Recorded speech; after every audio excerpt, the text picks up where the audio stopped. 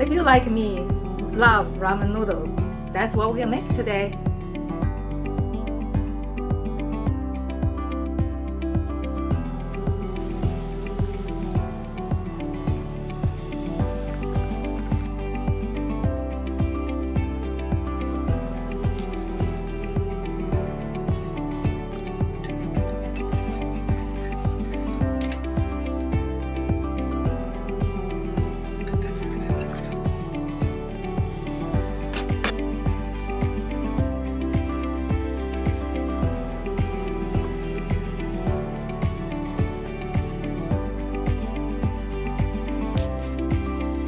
Now the ramen noodles done. Isn't that simple, easy with our noodle sauce and yum yum sauce?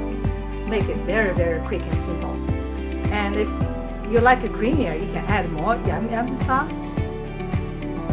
Now enjoy your homemade, delicious ramen noodle soup. You can find Ying's Kitchen sauces with recipes right on the bottle at many local grocery stores.